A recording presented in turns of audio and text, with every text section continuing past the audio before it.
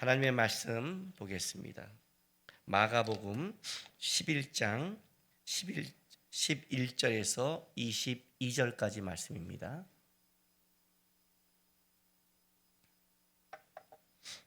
한 절씩 교독하겠습니다. 예수께서 예루살렘에 이르러 성전에 들어가 모든 것을 둘러보시고 때가 이미 저물매 12 제자를 데리시고 베다니에 나가시니라.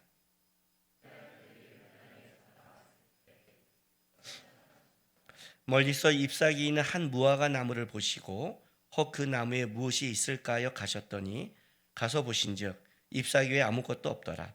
이는 무화과의 때가 아님이라.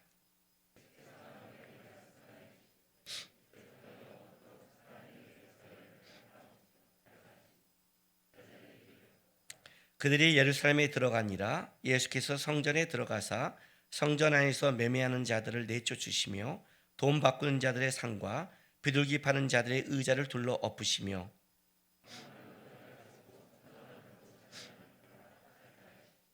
이에 가르쳐 이르시되 기록된 바 내 집은 만민이 기도하는 집이라 칭함을 받으리라고 하지 아니하였느냐. 너희는 강도의 소굴을 만들었도다 하시매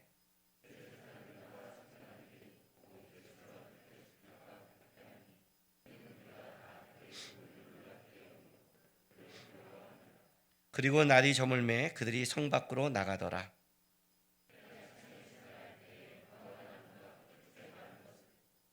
베드로가 생각이 나서 여짜오되 라삐어 보소서 저주하신 무화과 나무가 말랐나이다.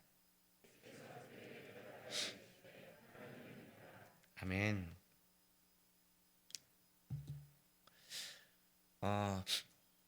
우리가 유럽이나 또 어디 이집트 이런데 성지순례나 여행을 하다 보면 옛날에 그들이 믿었던 그 신전을 우리가 많이 이렇게 방문하기도 합니다.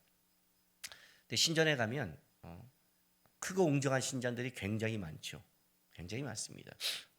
진짜 어떤 생각이 드냐면 이 사람들은 태어나서 죽을 때까지 신전만 지었다 죽겠구나 하는 만큼 어마어마하게 웅장하게 짓습니다.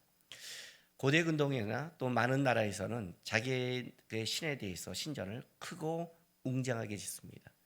크고 웅장하게 짓는 것은 어떤 거냐면 우리 신은 그만큼 뭐예요? 크고 위대하다고 그런 겁니다.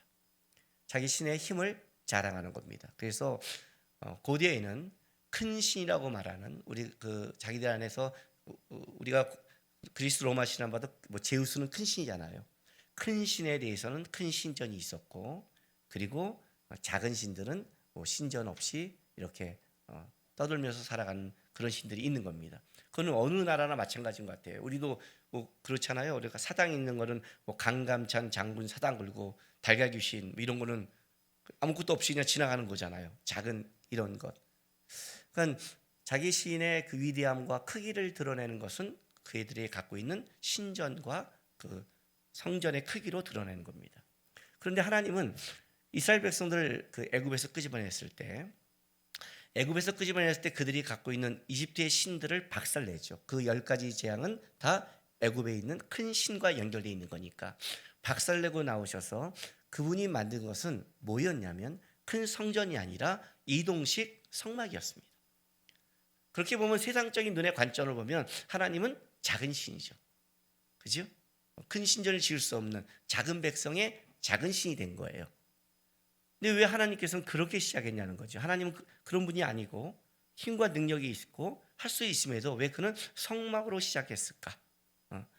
왜 그냥 성전에 나중에 이스라엘 그 백성이 가나안 땅에 들어와서 성전을 만드시지? 왜 그분은 자기를 만남의 장소를 성막으로 했을까? 이 말은 무슨 뜻이냐면 거기에 하나님의 마음과 의도가 있다는 거잖아요. 우리가 하나님을 섬긴다 할 때 가장 중요한 거는 내가 섬긴다는 게 중요한 게 아니라 내가 섬기는 분의 의도와 마음을 알아야 제대로 섬기는 거잖아요. 하나님은 분명히 애집트의 강한 신들을 박살내고 나와서 그의 시작은 이동식 성막으로 시작했다는 겁니다. 크게는 2가지 이유가 있습니다. 첫 번째는 세상에 어떤 웅장함과 어떤 크기도 하나님을 담을 수 없답니다. 이걸 아는 자가 솔로몬이었습니다. 솔로몬은 그 성전을 짓고도 자기가 그 성전을 짓는 거에 위대함을 말한 게 아니라 하나님을 여기에 담을 수 없음을 고백했고 다만 하나님의 이름을 뒀기 때문에 우리 하나님을 만나는 장소 속에 하나님 오면 하나님 도와달라고 기도했습니다. 솔로몬은 하나님을 아는 자였죠. 두 번째는 어떤 의미가 있냐면 하나님께서 그 성막을 작은 성막, 그러니까 진짜 작거든요. 그 성소는 10m, 5m밖에 안 돼요. 지성소가 5m, 5m니까 진짜 작은 하나님이 맞는. 물론 성막은 좀 100m 좀 크지만 하나님의 성소는 되게 작아요. 근데 왜 이렇게 작게 시작했느냐? 성전의 화려함이나 크기보다 하나님은 더 중요시 여기는 게 있다는 겁니다. 세상 걸 담을 수 없고 아무리 크게 해도 큰 게 중요한 게 아니라 하나님은 뭐예요? 더 본질적인 것을 더 중요시 여기고 있는 겁니다. 그래서 하나님은 크기에 치중한 게 아니라 하나님을 만나는 그 장소에 더 중점을 뒀습니다. 이 말은 무슨 말이냐면 우리가 하나님 앞에 나왔을 때 하나님이 어디에 중심을 두고 있느냐를 알아야 된다는 겁니다. 예수님께서 예루살렘에 이제 입성하셨습니다. 누가는 어떻게 기록하냐면 예루살렘의 성을 바라보면서 예루살렘의 그 성의 화려함을 보며 예수님이 우십니다. 우시고 뭘 하냐면 예루살렘의 성의 멸망을 예언하시죠. 돌 하나도 남기지 않고 무너질 것이다. 여러분 이 얘기를 들었을 때 사람들이 얼마나 황당한 줄 아십니까? 예루살렘의 이 세 번째 이 아래에 있는 성전은 헤롯 성전이라고 합니다. 헤롯 성전은 언제 보수가 시작됐냐면 BC 19년에 시작돼서 완성을 AD 63년에 완성합니다. 어마어마하죠? 머리 막 돌아가죠? 좀 숫자요. 그죠? 저도 돌아갔어요. 63에 20을 더하면 83이고 19니까 1을 빼면 82년이에요. 그죠? 쉽게. 그러니까 한참 막 증축되고 지어져 가고 성전이 하루하루 이렇게 더 넓어지는 그 와중 성전을 짓고 나서 한 50년 60 넘게 지금 지어가는 그 와중 속에 예수님께서 뭘 말하는 거예요? 무너지라고 예언하는 것은 그 당시의 사람들에게는 체감할 수 없는 상황인 겁니다. 진짜 64년에 완성되고 딱 7년 있다가 AD 70년에 완전히 박살나버리거든요. 박살나버려, 다 무너져 버려요. 그 성전을 보면 우시는 거예요. 그 예루살렘 성을 보면서 이해 못하죠. 그 화려한 예루살렘의 성을 보면서. 근데 왜 그게 무너질 수밖에 없느냐? 누가는 들어가 봤더니 성전에 들어갔더니 어떻게 돼요? 예루살렘 성의 가장 아름다움은 하나님이 만든 성전에 있는데 성전에 들어갔더니 강도의 소굴이었더라. 무너질 수밖에 없는 그런 예루살렘이다. 하나님이 없는 것, 기초가 없는 것, 무너질 것이다 라고 얘기한 거예요.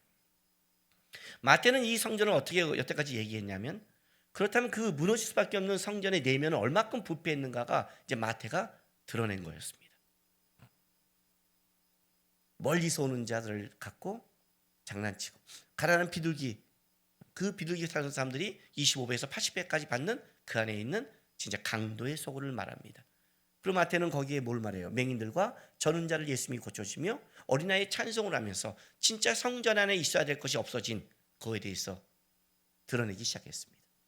이제 오늘은 마가는 그럼 어떤 면에서 성전을 얘기하는가를 얘기해야 됩니다. 여러분 계속 성전을 얘기하니까 성전에 대한 피곤도가 오시나요? 근데 이게 굉장히 중요한 거예요.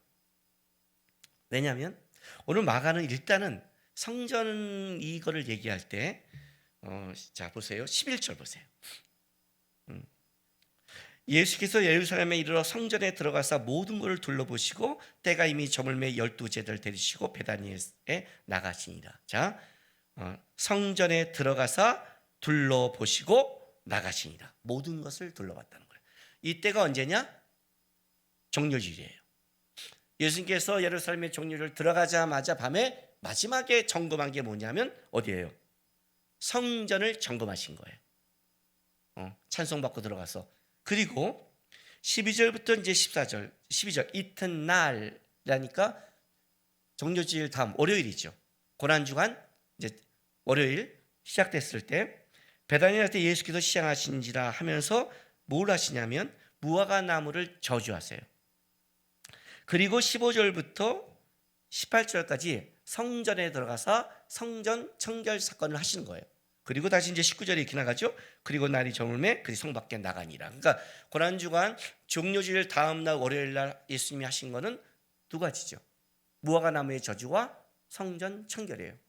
근데 무화과 나무는 가다가 시장에서 보시고 저주한 거고, 본격적인 건 뭐예요? 성전을 청결하려고 마음 먹은 거죠. 그리고 나서 20절, 그들이 아침에 지나갈 때 무화과 나무가 뿌리채 마른 걸 보고 베드로가 생각이 나서 여짜오되 라피오 보소서 저주하신 무화과 나무가 말랐습니다 했더니 예수님이 그 다음부터 쭉 이제 25절까지 얘기하는 말씀이 이제 화요일이에요. 그런데 여러분, 이제 종료절이 고난 주간이 이렇게 이제 돼요. 일요일 날 예수님께서 입성하시고 그걸 종료주일에 하시고, 월요일 날 가장 중요한 사건은 성전 청결 사건이에요. 화요일 날은 논쟁의 날이라고 해서 이제 화요일 날 있던 사건을 앞으로 우리가 계속해서 얘기하면 엄청난 말씀을 하세요. 마태복음 24장 25장 정말 그냥 엄청난 예화와 그날은 진짜 성전에서 아침부터 저녁까지 예수님께서 말씀과 그들과 싸우고 해요. 그리고 수요일 날 쉬세요. 그리고 목요일 날 오셔서 우리가 아는 세족식, 겟세마네 기도, 잡혀가심, 그 다음에 밤새 고난받고 십자가 달리는 것이 그거예요. 그렇다면 주일날 밤에 성전을 모든 걸 둘러보시고 성전을 파악하시고, 월요일날 성전을 청결하시고, 다시 화요일날 논쟁의 날에 가시는데 그것이 월요일날 했던 무화과 사건과 연결했다면 지금 예수님은 일요일, 월요일, 화요일이 다 성전과 연결되어 있다는 거예요. 이해가 됐어요, 이 말이요? 지금 예루살렘에 들어가서 가장 중요한 사건은 성전 청결이고 성전 사건이에요. 그리고 나서 이제 완전히 그 성전을 무너뜨리고 새롭게 내가 사흘 만에 새로 짓겠다는 예수님의 말씀에 따라 예수님이 십자가를 지고 이제 죽으시고 부활하시는 그 사건이 되어가는 거예요. 그렇다면 수많은 이야기가 있지만 실제 이 이야기의 가장 중요한 핵심은 성전과 연결되어 있다는 거죠. 그래서 마가는 어떻게 하냐면 마태와 누가가 좀 달라요. 마태와 누가는 그냥 그 성전 청결 다음에 무화과 사건을 이렇게 마태는 얘기했다면 마가는 정확한 시간에 따라 기록하는데 보세요. 의도적으로 이렇게 기록해요. 12절부터 14절까지 무화과 나무를 저주하시고 15절부터 18절까지 성전을 청결케 하시고 다시 이튿날 가시면서 베드로가 무화과 나무가 뿌리채 말랐습니다 했더니 뭐라고 그래요? 예수님께서 대답하시는 걸로 다시 시작하는 거예요. 화요일 논쟁의 날을 이걸로 시작하는 거예요. 이해가 되세요? 그렇다면 이렇게 되는 거죠. 무화과 나무 저주, 무화과 나무가 저주에서 마른 것 사이에 뭐가 있는 거예요? 성전 청결이 있는 거예요. 마태복음을 여러분이 보시면 마태는 예수님이 말하자마자 곧 마르더라 시작해요. 마가는 그걸 곧이라고 얘기하지 않고 그 다음날 베드로가 본 것처럼 얘기를 해요. 마태는 예수님이 말씀한부터 그는 저주받은 뿌리채 마른 것을 시작하는 시점을 했다면 마가는 그 시점을 얘기하는 게 아니라 이 무화과 나무를 통해 더 말하고 싶은 예수님의 것이 무엇인가. 그렇지 않아요? 좀 이해되지 않잖아요? 아니, 예수님이 시작한다고요 무화과 나무를 이렇게 저주해요? 그죠? 오늘 이 본문에 가장 이해 못하는 게 이거예요. 이튿날 이들이 베다니 12절 베다니에 나왔을 때 예수께서 시향하신지라. 이제 왜 이게 시향하셨냐면 마태복음에 보면 이른 아침에 나왔다고 얘기를 하세요. 그러니까 아침 일찍 나오셔서 아침을 안 드신 거예요. 왜냐하면 이제부터 예수님께서 이제 이른 아침에부터 하나님의 뜻에 순종하고 나가신 거니까. 가다 보니까 이제 무화과 나무가 있어서 잎사귀가 무성한데 왜 이 무화과 나무를 찾으러 갔느냐는 다음 주에 좀 더 자세히 설명할게요. 어쨌든 예수님이 찾아가셨어요. 열매가 있을까요? 없어요. 뭐 좋아요. 그러나 성경은 뭐라고 말하냐면 이 얘기를 달아요. 13절에 보세요. 잎사귀에 아무것도 없더라 해놓고 이는 무화과의 때가 아님이라 라고 말을 했어요. 무화과 때가 아님이라. 그러니까 어쨌든 성경이 뭘 얘기했냐면 때는 하나님이 정한 거잖아요. 그렇잖아요. 날 때가 있고 심을 때가 있고 죽을 때가 있고 이건 다 우리가 정한 게 아니라 하나님이 정한 건데 이것 때문에 하나님이 무화과 나무를 저주해서 뿌리채 마르게 한다? 그런 분이 아니었잖아요. 아니 40일까지 금식하신 분이 뭐 아침만 한 끼 금식했다고 마지막 날 고난주간에 스트레스를 좀 받으셨나요? 네? 그렇게 보면 안 되잖아요. 성경이 말하는 그 의도가 있잖아요. 성전에 가시면서 예수님께서 무화과 나무를 저주했던 시청각 교육이 벌어진 거예요. 그리고 나서 성전에 갔어요. 그리고 나오셨어요. 그냥 지나갔다면 모르겠는데 그 다음날 지나가면서 베드로가 보면서 얘기할 때 그 사건을 예수님이 말씀하신 것을 의도적으로 그 사이에 넣었다는 것은 무화과 나무의 뿌리채 마른 것과 성전 정결은 연결되고 있다는 거죠. 어떤 면에서 이게 이제 마가가 말하고 싶은 거예요. 어떤 면에서 연결되고 있는 것인가? 자, 성전 정결, 그 성전 안으로 들어가 볼게요. 15절. 그들이 예루살렘에 들어가니라 예수께서 성전에 들어가사 성전에서 매매하는 자를 내쫓으시며 돈 바꾸는 자들의 상과 비둘기 파는 자들의 의자를 둘러엎으시며 아무나 물건을 가지고 성전 안에 지나야 다니심을 허락지 아니하시고 이에 가르쳐 이르시되 기록된 바 내 집은 만민이 기도하는 집이라 칭함을 받으리라 하지 아니하였느냐 너희는 강도의 소굴을 만들었다 하시매 하고 대선과 서기들이 이제 어떻게 죽일까 의논하다라고 썼어요. 어때요? 뭐 누가나 마태나 마가나 똑같아요? 달라요. 기록하고 싶은 내용이 있는 거예요. 일단은 15절에부터 하나 볼게요. 15절에는 마태와 같은 게 있지만 봐요. 성전 안에서 매매하는 자들을 내쫓으시며 돈 바꾸는 자들의 상과 비둘기 파는 자의 의자를 둘러 엎으시며라고 했어요. 돈 바꾸는 자와 비둘기 파는 자는 마태에서 우리가 제가 설명했어요. 가장 멀리서 오는 자 그리고 가장 가난한 자를 갖고 이용하는 아주 강도의 소리 됐다고 얘기했어요. 그런데 예수님이 쫓아낼 때 앞에 마태도 같이 기록했지만 매매하는 자들을 쫓아냈대요. 여러분 파는 자들은 나쁜 의도로 팔고 있잖아요. 그런데 사는 자들은 내가 하나님 앞에 하나님께 헌물을 드리려고 사는 거 아니에요. 멀리서 내가 왔어요. 하나님께 뭘 드리고 싶어요. 그런데 사야 될 거 아니에요. 근데 그걸 사러 왔는데 그들이 잘못한 게 있나요? 비둘기 사는 자들도 마찬가지예요. 내가 가난하지만 비둘기를 사서 하나님께 뭔가를 드리고 싶어 왔어요. 근데 그를 쫓아내는 게 그게 그렇게 막 쫓아내는 문제인가요? 얘네들은 따로 하든지 얘네가 잘못한 게 아니잖아요. 왜 같이 쫓아냈을까요? 왜 성전에서 다 나가라고 했을까요? 적어도 비둘기 파는 자와 그 돈을 바꾸는 자들은 하나님께 뭔가를 드리러 오는 자잖아요. 그들마저 왜 성전에서 다 쫓아냈을까요? 예수님 안에서. 이사야가 항상 말한 게 뭔지 아세요? 너희는 마당만 만든다고 그랬어요. 이사야가 그 시대에 막 외쳤던 게 뭐냐면 너희가 드린 하나님께 드린 소, 너희가 드린 양, 너희가 드린 염소, 너희가 물집이 이제 하나님께서 뭐예요? 끔찍하다고 말을 했어요. 드리는 게 나쁜 게 아닌데 왜 그 드리는 게 끔찍했을까요? 왜 끔찍했을까요? 여러분 기도하는 게 나쁜 게 아닌데 기도하는 게 끔찍하다면 기도에 문제가 있는 거 아니에요? 우리는 어떤 착각을 하냐면 내가 제물을 드리고 내가 기도하고 내가 말씀 보고 내가 하나님께 나오면 왜 하나님 내가 이런 마음이 있는데 왜 안 했을까요? 라고 그래요. 그런데 아담의 타락 이후에 첫 번째 기록한 사건이 뭐냐면 아벨의 제사를 받으심과 카인의 제사를 거절하는 것이 첫 번째 기록이라는 걸 기록하셔야 돼요. 예배를 드린다가 중요한 게 아니라 하나님이 받고 싶지 않은 게 있다는 것을 창세기 4장부터 기록해놨어요. 너가 선을 행하지 않는다면 그 얘기를 굉장히 강조하고 있는 거예요. 그것이 이사야가 말한 맥락과 연결되고 있어요. 지난주 목요일에 제가 마커에서 설교하면서 이렇게 말했어요. 기독교의 기도란 하나님의 뜻을 묻는 거다. 우리가 이 땅에 살아가 기도하는 것은 코로나 바이러스나 홍수나 수많은 어려움이 왔을 때 하나님, 우리는 이 시대를 어떻게 살아야 됩니까? 세상 사람들은 세상의 방법을 살잖아요.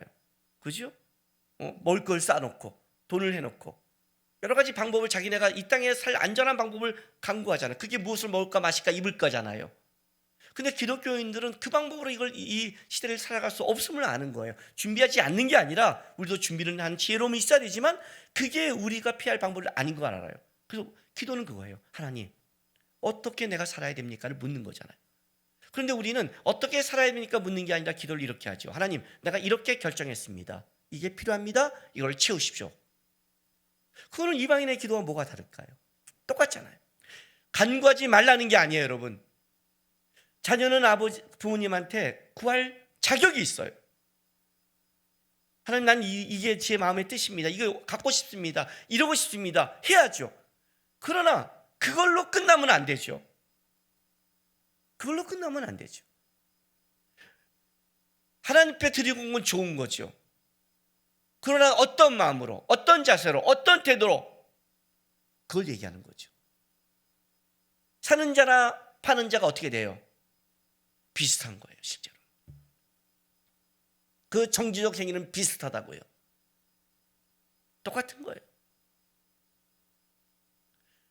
기독교가 타락할 때는 목사님만 타락해서 타락하지 않아요, 여러분. 착각하지 마세요. 성도가 타락하니까 같이 타락해요. 목사가 제일 무서운 사람이 하나님보다 성도예요. 왠지 아세요? 하나님은 좀 이해심이 많거든요. 성도가 더 무서워요. 제가 말했죠? 71세 은퇴 안 하면 어떡하라? 어떡하라 했어요, 제가요? 그러니까 내가 70세 은퇴를 안 한다고 하고 계속 한대. 어떻게 하라고요? 우리 김남 목사님 설교 더 들을 수 있어서 좋아 하는 멍청한 생각 없는 말 하지 말라고 그랬죠. 다음날 그냥 교회 다 오지 말라고요, 예배에. 나 혼자 의자 보고 설교하다가 에이씨 하고 내려가게. 간단하잖아요. 간단한 거예요. 같이 타락하는 거예요, 여러분. 같이 타락하는 거예요.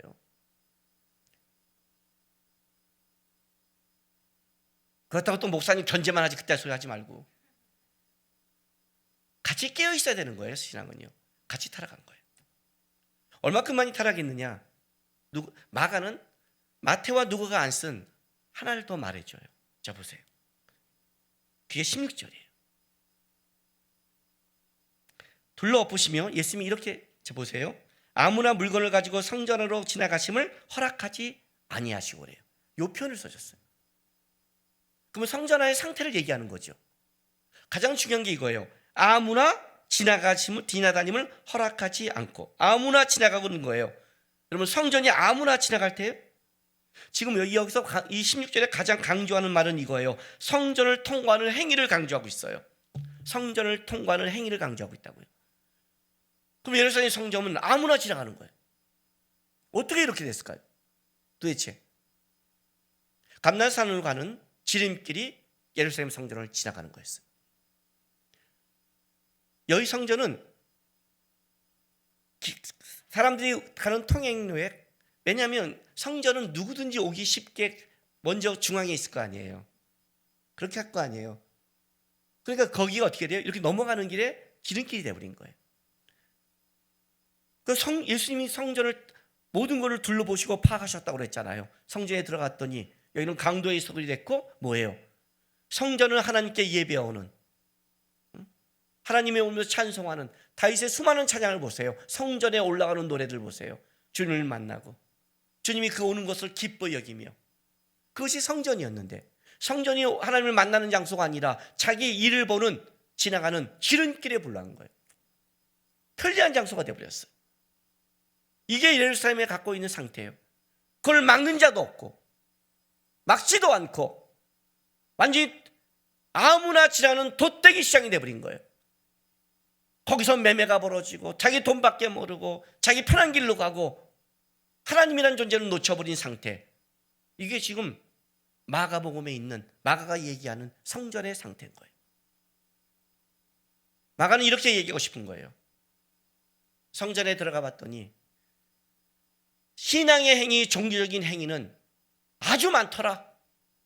돈 바꾸는 자들, 비둘기 파는 자들, 소, 양, 또 사람도 왔다 갔다 진짜 버글버글 하더라. 성전 안에는 사람이 넘쳐나더라. 잎사귀는 무성하더라. 뭔가 있을 것 같더라. 저기 가면, 멀리서 보면 예루살렘의 성전 안에 가면 사람들이 빠글빠글하고 뭔가 하나님께 드친다고 얘기도 하고 바치고 진짜 무성하더라. 가까이 가서 봤더니 열매가 하나 없더라. 열매가 하나 없더라. 그 얘기를 하는 거예요. 지금 의도적으로 그 안에 집어넣었어요. 무언가 있을까요? 갔더니 아무것도 없더라. 다 뭘 말하는 거예요? 뿌리채 말할 것이다. 하나님을 믿으라라고 시작하잖아요. 믿음을 상실한 이 성전은 뿌리채 말라버릴 것이다. 도라로 남겨 무너질 것이다. 그 얘기를 하는 거예요. 여러분, 우리는 신앙생활을요, 종교 생활을 하는 게 아니에요. 취미생활이 아니에요. 여러분, 인생을 살다 보면 신앙 하나 있으면 마음이 편하니까 뭘 정할까? 기독교를 정하지 않은 신앙 하나 정하려고 기독교를 정하는 게 아니에요. 여러분, 위로받으려고 정한 것도 아니에요. 우리는 뭘 믿냐면 하나님의 살아계심과 그분의 오심과 심판하심, 우리가 살아가는 것이 이 땅이 다가 아닌 것을 우리는 믿고 바라보고 있는 거예요. 오늘 우리 아이들 이 예배하는 거 보면서 아이들도 마스크 쓰고 와서 하고 있어요. 여러분도 마스크 쓰고 있잖아요. 왜요? 우리는 신앙의 싸움을 하고 있는 거니까. 하나님 어떤 시대 어떤 싸움이 와도 우리는 하나님을 향한 예배와 주를 향한 마음을 놓을 수 없습니다. 그 싸움이 아이들의 마스크로 표현되고 있는 거예요. 아이들이 마스크 쓰고 이렇게 표현되는데 왜 해야 돼? 해야 돼. 가야 돼. 기도해야 돼. 가르쳐야 되죠. 왜? 네가 하루를 살아가면서 밥을 먹듯이 숨을 쉬지 너가 하나님을 붙잡지 않으면 살아갈 수 없는 것이 본질적인 거니까. 종교 행위가 되면 그럴싸해 보이지만 완전히 무너지는 거예요. 예루살렘의 성전의 상태예요. 잎사귀가 무성해서 뭔가 있을까 해서 다가가서 깊게 들어가 보면 열매 하나 없어버리는, 뿌리채 말라버린, 멸망할 수밖에 없는, 축복을 담을 수 없는 성전이 됐다는 거예요. 저주받은 성전이죠. 제가 어저께 제목 갖고 굉장히 고민했어요. 저주받은 성전, 축복을 담을 수 없는, 그랬던데 전부 다 저주받은 성전을 하지 말래서. 그래, 저주받은 성전이에요. 하나님이 없는 성전은 저주받은 거죠. 우리가 그리스도의 성전 아니에요. 축복을 주고 싶은데 담을 수 없는 그릇인 거예요. 줄 수 없는 그릇인 거예요. 겉모습은 축복을 받을 만한데 안에 들어가면 하나님이 없는 거예요. 그 싸움을 하는 거예요. 왜 예수님이 성전 청결 사건을 시작했는지 아셔야 돼요. 말했잖아요. 신앙의 시작은 내 안에 정결함부터 시작해야 된다. 하나님 왜 나를 축복해 주지 않아요가 아니라 내가 축복을 담을 수 없는 그릇인가를 먼저 생각해야죠. 더러운 그릇 안에는 담을 수가 없잖아요. 여러분도 더러운 그릇 안에는 먹지 않잖아요. 코로나 바이러스가 오고, 저는요 이번 홍수를 보면서 이런 생각이 들었어요. 장마가 아니라 우기라는 생각이 들었어요. 우기라는. 시베리아가 점점 따뜻해진대잖아요. 우리의 겨울은 시베리아에 있는 찬 공기가 내려와서 한겨울을 맞이하는데, 만약 시베리아가 그 따뜻함이 사라진다면, 찬 공기는 사라진다면 우리는 겨울이 없는 나라가 됐잖아요. 그게 필리핀 아니에요. 그게 열대지방 아니에요. 세상의 모든 기후가 변한다면 그게 이상기온이 재앙이었잖아요. 아니 이렇게 와? 또 태풍 또 올라오잖아요.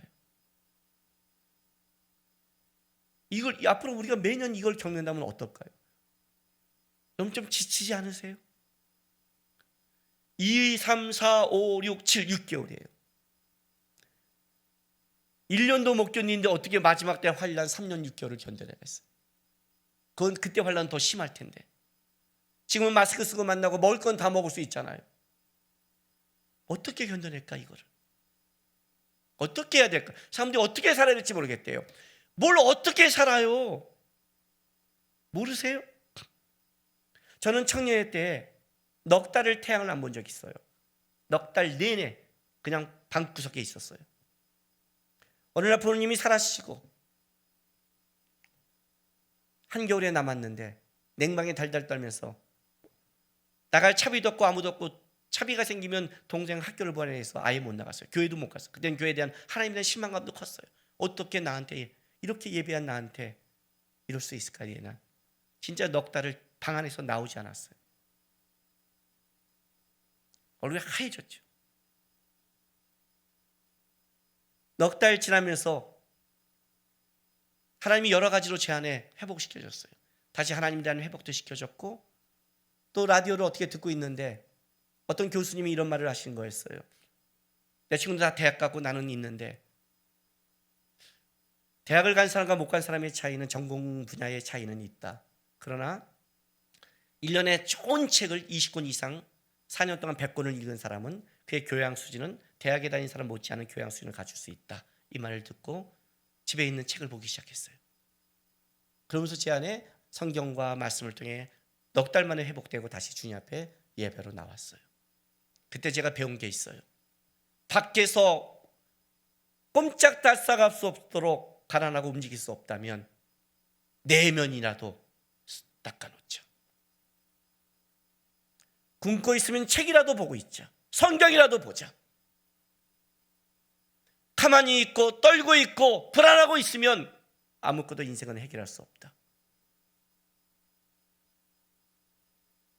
그때 저는 성경 앞에, 책 앞에, 더 많은 신앙 기도 앞에 살아갔어요.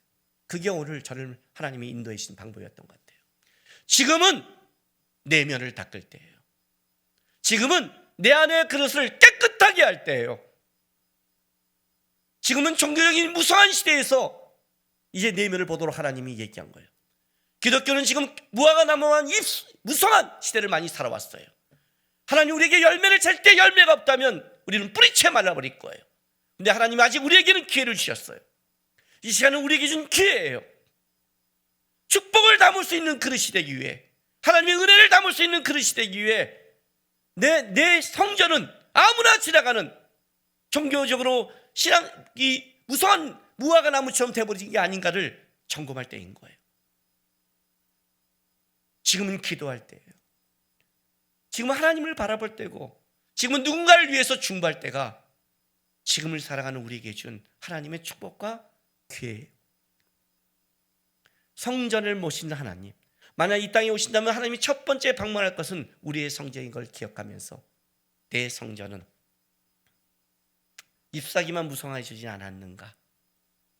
내 성전은 하나님이 아니라 아무나 왔다 갔다 하는 바람에 날리는 겨와 같은 신앙의 상태가 아닌가 보시면서, 하나님 이 시간, 뉴스 보고 걱정되는 이 시간 더 많이 기도하고 내 내면을 축복을 담을 수 있는 이 시간이 시작할 때 하나님의 은혜를 담을 때 더 큰 은혜를 담을 수 있는 거룩한 그릇이 되겠습니다 하는 여러분 되시기를 주의 이름으로 바랍니다. 이 시간 우리 기도하겠습니다. 이 시간 기도할 때 하나님, 제가 하나님이 기뻐하는 열매 있는 신앙 되게 원합니다 하고, 하나는 여러분에게 좀 중보기도 부탁하겠습니다. 같이 우리 성지순례 할 때 우리 가이드해 주셨던 김수호 선교사님이라고, 팔레스틴의 성복희 김수호 선교사님이라고 가 계십니다. 코로나 양성 판정을 받았다고 연락이 왔습니다. 그런데 팔레스틴은 병원은 아주 중환자 아니면 병원에 못 들어오게 해서 집에서 2주간 격리하라고 그랬는데 물만 먹으라 했답니다. 그런데 현재 먹을 것도 별로 없는데, 부탁할 사람도 없는 상태에 2주간 지금 격리돼 있답니다. 이 김수호 선교는 천식이 있는데 기침이 심한데 천식이 재발하지 않도록 건강을 회복할 수 있도록 부탁했습니다. 우리 김수호 선교사님, 성복기 선교사님 위해 좀 기도해주고, 또 하나 더 우리나라 위해 좀 기도했으면 좋겠습니다. 재앙이 계속 오고 있는데 하나님 도와주십시오. 은혜를 베풀어 달라고 우리 시간 좀 기도하며 나가고 하겠습니다. 기도하겠습니다. 거룩하신 아버지 하나님 감사합니다.